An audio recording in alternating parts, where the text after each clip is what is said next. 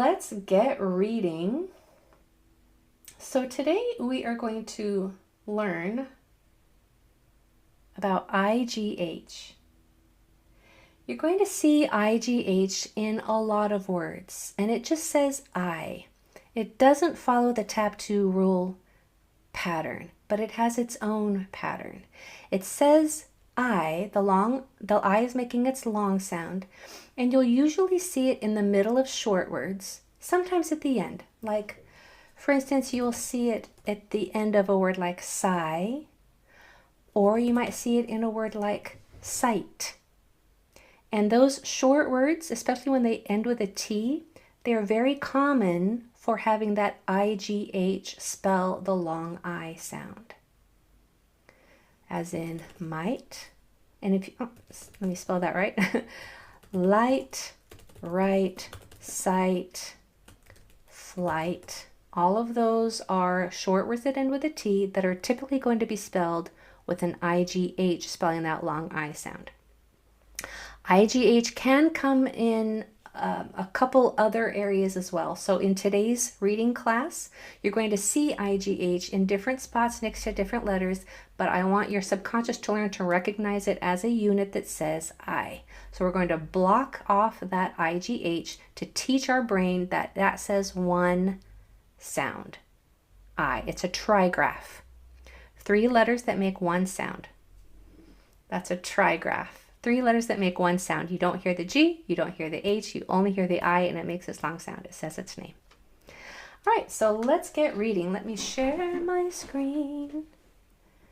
Let me share my screen.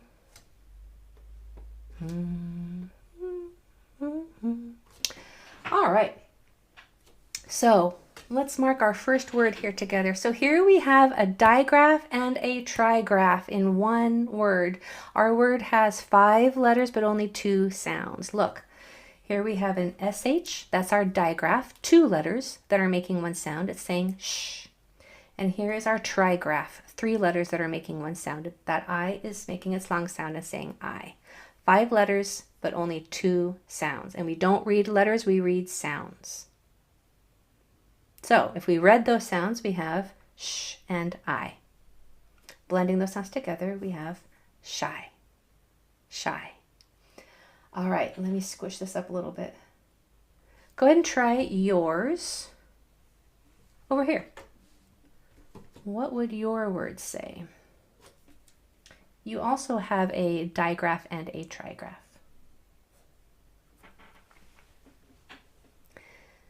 A digraph and a trigraph. Oh yeah, high is another example. Thank you. Though like opposite of low. All right, so here our digraph, that CH says ch. CH can say a few other things too, but those are 4 words that we got from different languages. It can say sh, like in chef, but that comes from the French language. It can say k as in school, but that comes from the Greek language. In English, it's going to say ch, like church, or chore, or charm.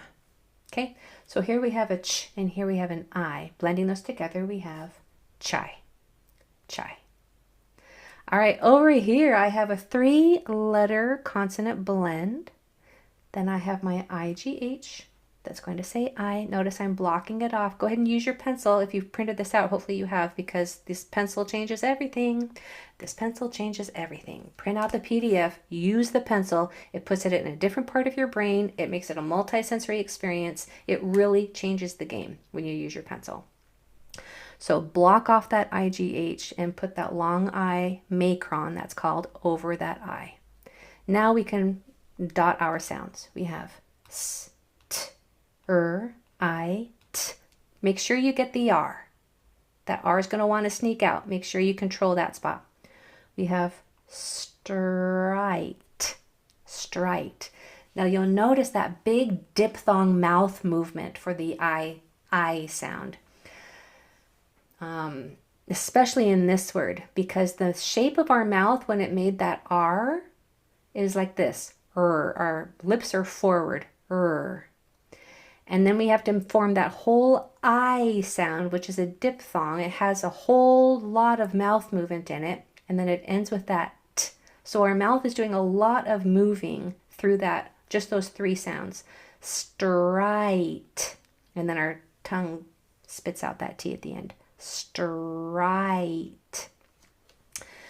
If you make your mouth move intentionally with a lot of big movements, then those sounds have more room to come out. So if you allow your mouth to make big movements when it's making those sounds, then the sounds have more space to be articulated carefully and clearly. Try that on this next word. So here we have a digraph blend is what's this called. Here, this one over here, this number 2, this is a 3-letter consonant blend, but this right here is a digraph blend.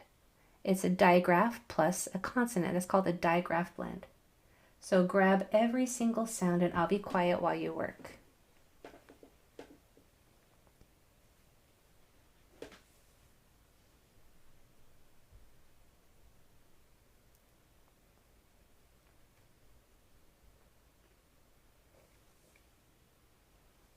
All right, did you grab the R?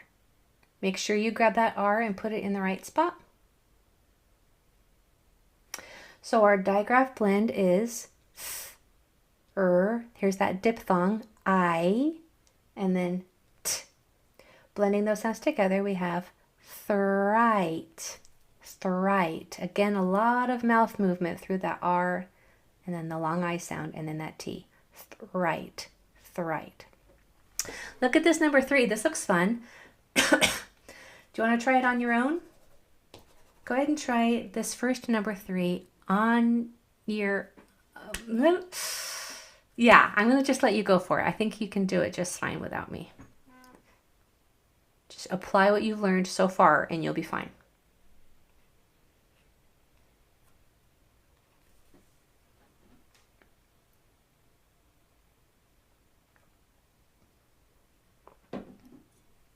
Grab the R, make sure that that R is in its right spot.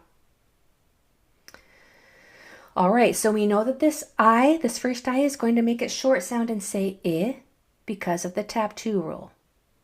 Now, this word looks kind of funky with those 2 G's in there, right? But now you know not to be intimidated, not to be weirded out by those 2 G's in that word. You know exactly what's happening. That first G is making its hard sound because there's not an E, I, or Y after it. That second G is part of that trigraph, that IGH trigraph that says I.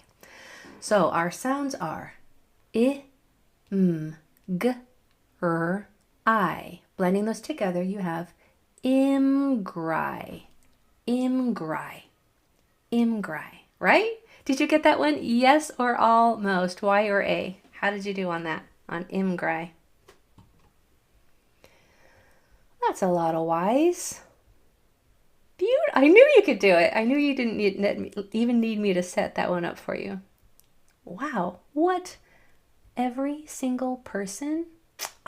Wow, you guys, every single person got that right. Do you see why I say you're incredible? That's proof. It's proof. You are getting this stuff. You are picking up what I am throwing down and applying what you're learning to read these words that you've never seen before in your whole life without any errors. Okay, number 4. Try this number 3. Try this number 3 right here without me.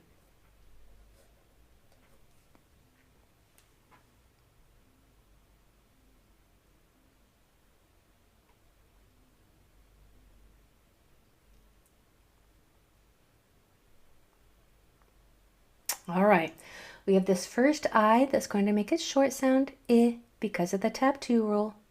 We have this I that's making its long sound because that's what IGH says.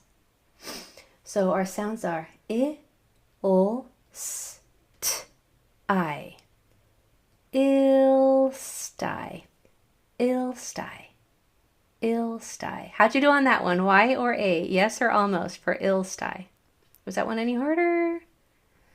No, not hard for you? I think we're going to have to go down to the extra practice hard ones, aren't we? My goodness, every single person, you I am so sincere when I say that you blow me away. I just never expect you to get these so well. I should by now. I should expect you to pick these up, what I'm teaching you, so fast. But it just never ceases to amaze me. All right, put your number for what you want. Which one of these extra practice words do you want me to do with you? Let's just go for the hard ones since you're doing so well. Any requests? Okay, we're getting a lot of number 8s. All right, go for number 8 on your own without me, and then I'll come back after you and do it with you.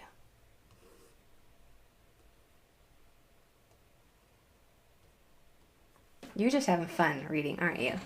I have a feeling you are just enjoying this almost as much as I am.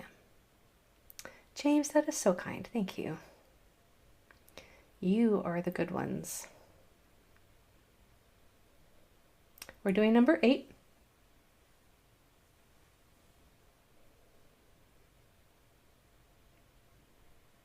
Okay, so we have a K right there at the beginning. It's, of course, making the K sound, but could we also put a C right there and have it say the same thing? Not in this word, because if a C has an E, I, or Y after it, like that word, then that C is going to have to say S. It'll make a soft sound. So if I want this word to have a K at the beginning, I have to spell that K sound with a K. That's why that K is there. All right, this I is saying I, its short sound because of the tap 2 rule. This I is saying its long sound because it's part of that IGH trigraph. And this I is making its short sound I because of the tap 2 rule. So our sounds are, this is a long word. Let me scoot my computer back and make room here for my tablet. We have K, I, S, I, T, I, N. Now, since it's such a long word, I think I'm going to do successive blending and grab just one sound at a time. Ki, Kim, Kims, Kimsai, Kimsite, Kimsite, Kimsitin, Kimsitin, Kimsitin. And I'm accenting that first syllable. Remember, we talked about that a little bit at the beginning of class. That emphasis is on the first syllable. Kimsitin, Kimsitin. How'd you do? I want to hear Y or A, yes or almost, for Kimsitin. The hardest words on the page. Nice, Kaylee. Oh, my goodness, I don't know if I can make any words more challenging than this for you guys, but let's try another one. We have a request for number 9. So go ahead and try number 9.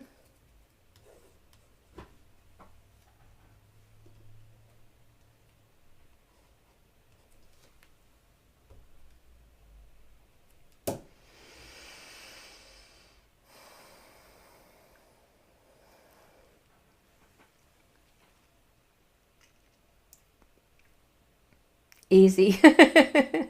You're just that good. All right, so our first I is going to say I because of those 2 T's. That second I is going to say I because of those 2 consonants. That third I is going to say I because it's part of the IGH trigraph. Our sounds are ul, I, t, I, n, d, I. One sound at a time. Li, lit, litte, litten, littened, littender, littendry, littendry. Now here's what I want you to focus on. The R in that word. Because it could be tempting to read that word as littendry. That would be a whole extra syllable. Littendry is 3 syllables, but if I stretched out the sound of that it would be littendry, 4 syllables. So here's what I want you to do. Focus on that DR blend right there. Pronounce those 2 sounds very close together. Der instead of d-er, instead of separating the d from the you want to combine and marry those sounds so that they touch. der. Then it will turn that into a 3-syllable word. Litten dry. Litten dry. I got litten dry. You're not alone. That's why I said that, because I had a feeling a lot of people were doing that. Yeah, see, a lot of people are saying, yeah, I was saying litten dry. Litten dry. So that R, it needs to be coupled with a consonant before it in those consonant blends. Like BR would be br, like bright or bring. TR would be ter, like tree or try. Do you see how the R is just kind of married in with that consonant right before it? Instead of I, or that's not a good example. Ring, it's bring. Okay? Let's try number 10. I know that we're running out of time, but try number 10 because it has that consonant blend in there with that second consonant being the R. And try it.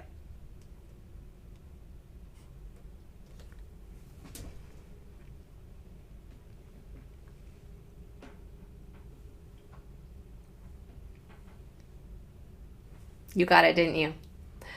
All right, I'm feeling the good vibes coming through. So this I we know says I, this I we know says I because of that IGH trigraph, which is our new reading hack for the day. Here is our DR that I want you to focus on saying der instead of d-er. Focus on squeezing those two sounds together. Der, der. So we have d-er, I, p, l, I, t. Der. Did you hear that? Der. Drimplite. Same with that L. That L can also get separated from its intended consonant in that consonant blend. And it could be p, light. But pull is a little bit easier to blend maybe than der. So that sound would be, that word would be drimplite. Drimplite. How'd you do on that one? Y or A? Oh, yeah. Good job. All right, my friends. Beautiful work. Hopefully you are feeling good about what you learned today about IGH, saying I. It's a little bit of a rule breaker. It's a little bit of a exemption from the typical tab 2 rule, but a lot of our exceptions, I should say, also have their own reading patterns, like this one. IGH just says I. It's usually in the middle of short words or that end with a T, or it can be at the end. Yeah, usually in short words you're going to see that. You did amazing today. As always, I was just thrilled to see what you were putting through on the feedback. You're welcome. Thank you for coming, my friends. I just love teaching this class. I hope you have a wonderful night and a wonderful weekend, and we'll see you on Monday. Bye, everybody.